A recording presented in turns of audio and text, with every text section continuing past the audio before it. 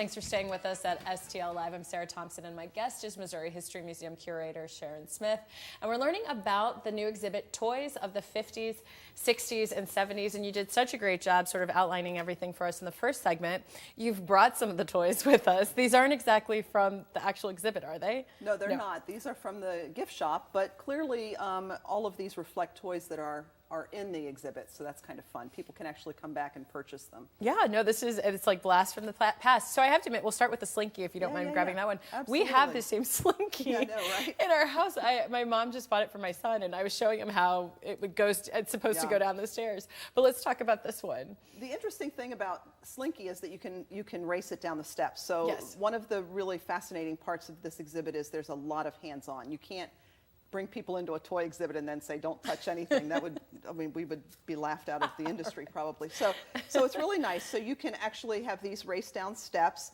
But the clear thing here that I thought was interesting was, I remember this Slinky. Yes. But by the 70s, 80s, and any time even up to the present, it's the same thing except it's plastic and not nearly as remarkable as that very first one that was metal. So kids, this would be something they would recognize even today as a child. So it's kind of cool.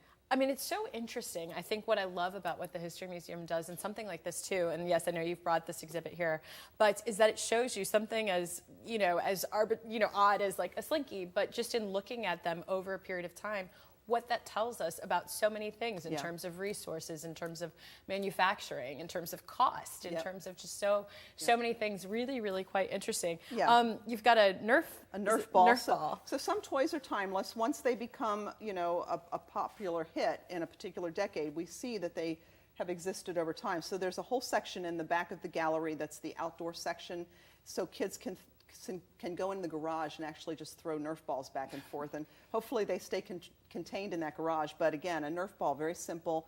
I wish I'd thought of some of these toys. Yeah, right. I mean, is there significance to a Nerf ball? I mean, when you think about... Just that you could play it indoors, and it was supposed to be safe, so kids could play indoors and throw it around, and it would be perfectly harmless.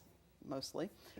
So there's the Nerf ball, and hula hoops are also in the back of the gallery for people to play with.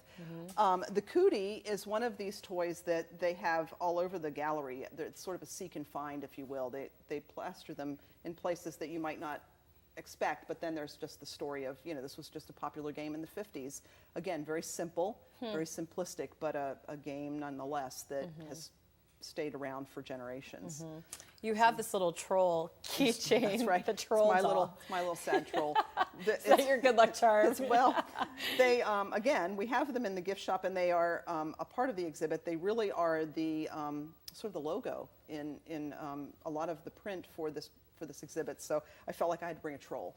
But this one's very small. Yeah, no, I remember the trolls and the different color hair. Right. What's one of the bigger ones? I don't know if we can get them, but Rock'em Sock'em. Yeah, so Rock'em Sock'em is one of the games of the 60s. And again, we get to this very plastic, not much of a message here. It's just one of those really fun toys that still exists today. Again, in our gift shop, it looks like this, very, very similar to the one that would have been purchased back in the 60s. So these toys just find their way to, if they made a hit, they just keep going. So does the exhibit go as far as to say that a certain decade of toys is better than the other in terms of the stimulation that it had on a child? You don't actually have, or do you? I don't know, have historians or experts making that type of assessment? No, I don't think so. I think that you'll find people. It's interesting, if you even try and do a tour through the gallery, I've already lost people that have just wandered over to, if it's their decade, they're going to wander to that decade as like, I'm going to go to the 60s because that's the one I remember. And